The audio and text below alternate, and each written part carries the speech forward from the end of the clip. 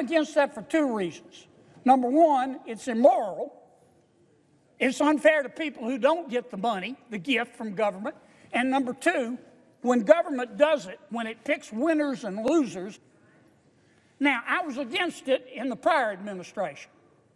And just recently in my committee, subcommittee, we had a hearing where the prior administration handed out $90 billion in the last 76 days of its administration in gifts and loans to entities in the private sector.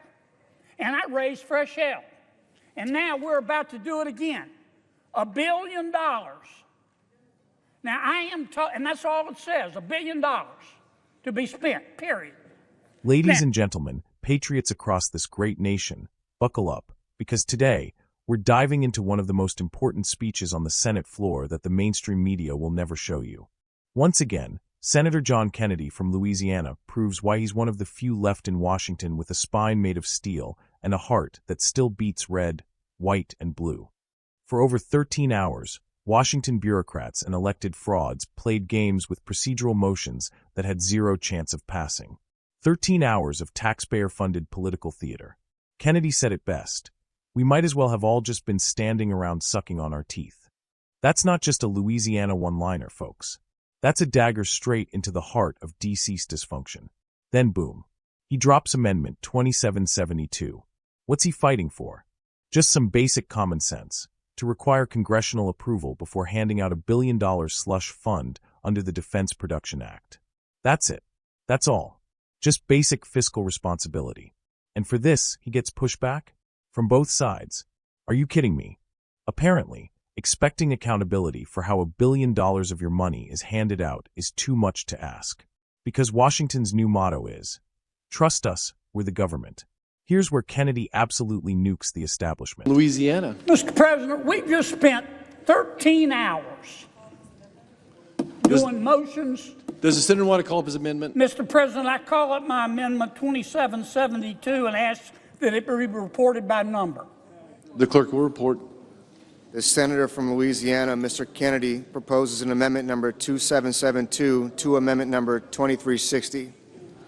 Mr. President, we just spent 13 hours on motions to commit. I'm not blaming my Democratic colleagues because we had to agree to it. But anybody with a brain above a single-cell organism knows that a motion to commit has no chance of passing. So basically, we've been standing around for 13 hours. We might as well just been standing around sucking on our teeth.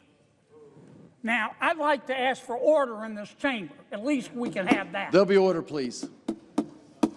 Mr. President, in this bill, $1 billion is set aside to be spent by September 30th, 2027 to carry out the Defense Production Act. That's it.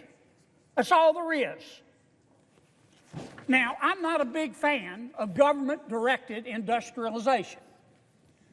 Government-directed industrialization is when government, with its superior instincts and infallible judgment, decides to pick winners and losers in the private sector. This business gets some money, but you, Ms. Businesswoman, you can't have the money. I'm against that for two reasons. Number one, it's immoral. It's unfair to people who don't get the money, the gift from government. And number two, when government does it, when it picks winners and losers. Now, I was against it in the prior administration. And just recently in my committee, subcommittee, we had a hearing where the prior administration handed out $90 billion in the last 76 days of its administration in gifts and loans to entities in the private sector. And I raised fresh hell. And now we're about to do it again. $1 billion. Now and that's all it says, $1 billion to be spent, period. Now, I have been told that the Secretary of Energy and the Secretary of the Interior are going to decide in their unfettered discretion who's going to get this money in the private sector. And they are both two good men. I know that both of those secretaries, I voted for them. They are total ballers. I love them to death. But when I'm in Washington, I live by this adage. Trust in God, but tie up your camel. Trust in God, but tie up your camel. This bill will say they can give these gifts and grants to whomever they want, but Congress has to approve them. Now, about, I don't know, an hour ago, I got a call from one of my supporters, Mr. President. And you know what he said to me? He said, Kennedy, for your own good, you need to pull down this amendment. You have to pull down this amendment. Kennedy, for your own good, you have to pull down this amendment. And you know what I told him, Mr. President? I said, Scooter, there are only two things I have to do in this world. Be cool and die. And I'm not pulling down this amendment. It wasn't right when it was done in the prior administration. It's not right now that we're in charge. This is Congress's job, and by God, we ought to do it, and I reserve my time.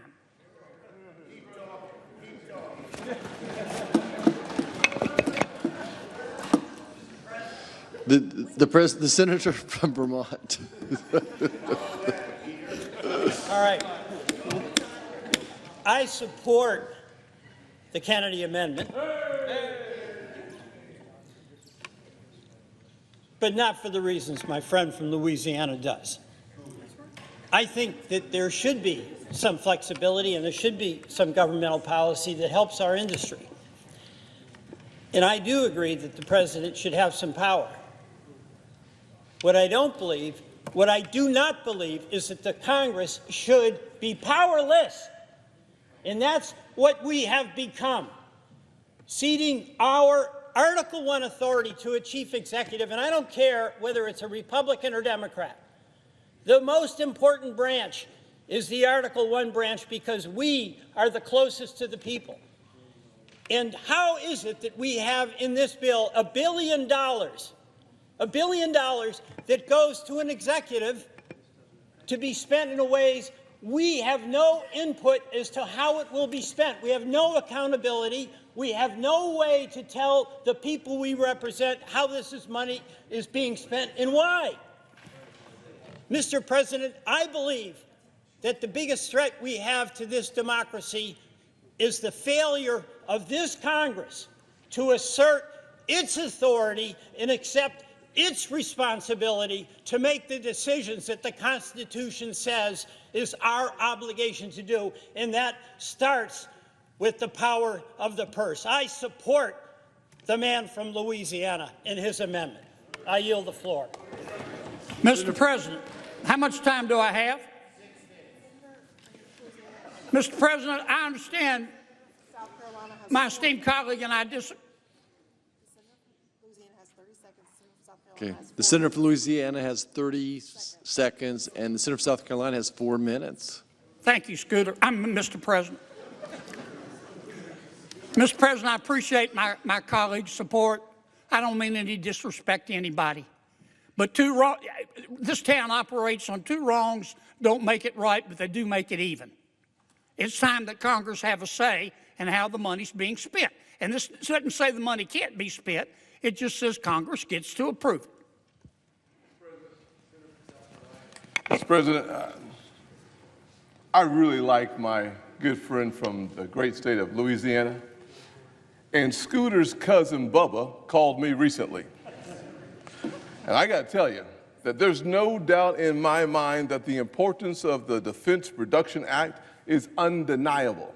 And specificity is a necessary component for us to have our oversight. And that is why this administration, unlike the last administration, has committed to making sure that we understand how the resources in the DPA will be spent. We have that commitment on a quarterly basis to receive the necessary information so that we understand with great clarity and transparency how the dollars within the DPA will be spent. But here's what we also know, that we remain reliant on China for critical minerals. Here's what we know, that the United States of America, the city on the hill, remains dependent on foreign powers for our necessary resources. We are not self-reliant in areas that matter the most to the American people and, frankly, to America's future. Now, you can think of this as just hyperbole, but the fact of the matter is clear when you look back to recent issues like COVID and PPE. We were begging China to help the American people, Mr. President. We were begging China for medicine, masks. We cannot allow this great nation to be dependent on other nations. We must become more self-reliant. And in the spirit of self-reliance, this administration, whom I will say, I trust President Trump. I trust his word to produce the results we need for this nation, to make sure that we are self-reliant, and I trust the president to produce the information that will satisfy my good friend, Senator Kennedy. But let me close with this. We need the DPA, and we need the funding at the levels requested.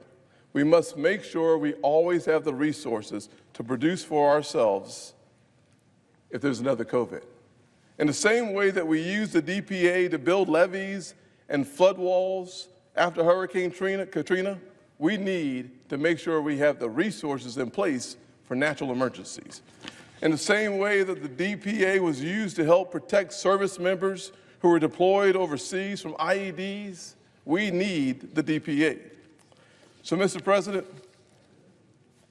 I ask my colleagues to vote no on this amendment. The pending amendment does not produce a change in outlays of revenues. I raise a point of order under Section 313B1A of the Congressional Budget Act of 1974. The Senator for Louisiana.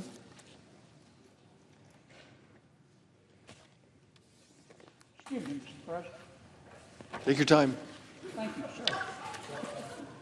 Pursuant to Section 904 of the Congressional Budget Act of 1974, I move to waive the point of order, reminding the body that I'm not striking the spending, I'm just asking Congress to approve it. And I ask for the ayes and nays. Is there sufficient second? There appears to be. The court will call the roll. Ms. Also Brooks. Ms. Baldwin. Mr. Banks. He calls out the corrupt system of government picking winners and losers in the private sector. This isn't capitalism, folks. It's political favoritism. It's socialism wearing a three-piece suit. When the government hands out cash to companies it likes and leaves the rest to rot, that's not opportunity. That's tyranny by bureaucracy. But wait, the swamp says. It's for national security. It's for economic development. Yeah. Since when did economic development mean writing blank checks to political cronies? That line. Absolute gold. Trust in God, but tie up your camel. Kennedy trusts those secretaries, sure. But trusting people with $1 billion and no oversight? Not in this lifetime. The American people deserve transparency. We deserve approval. We deserve to know how our money is spent, not find out when the checks are already signed and cashed. And then, get this, a supporter calls him and says, "Senator, pull down your amendment. It's for your own good." What does Kennedy say? He says, "There are only two things I have to do in this world, be cool and die." That, my fellow patriots, is the kind of backbone we need in every state, in every seat, in every single chamber of Congress. Even a senator from Vermont, who I probably don't agree with 99% of the time, stood up and backed Kennedy. Why? Because this isn't about party lines. This is about the survival of our constitutional order.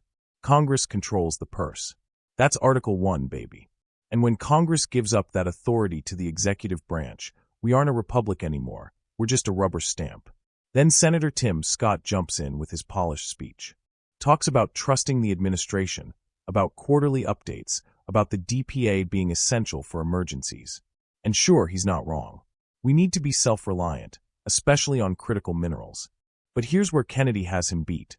Oversight is not the enemy of national security. It's the guarantee of it. You can trust President Trump all you want. And I do, but trust doesn't replace accountability. What happens when someone else takes office who doesn't have America's best interest at heart? What happens when the next administration decides to hand out $1 billion to green energy scammers or Chinese-tied corporations? No, that's not how we do things in a free country. If you want to spend $1 billion, ask Congress.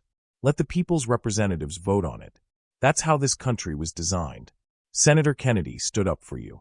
He stood up for your paycheck, for your Constitution, for your America. And for that, the swamp tried to shame him, pressure him, and silence him. But he wouldn't back down. And neither will we. So here's your call to action, patriots. Share this video. Let the country know we're watching. Tag your senator. Demand oversight. Demand accountability. Demand we take back the power of the purse from executive overreach. Because if Congress won't stand with John Kennedy, we the people will. Subscribe to Right View Nation. Smash that like button. Comment, I stand with Kennedy below. And always remember, in this battle for America's soul, truth is our weapon, freedom is our mission.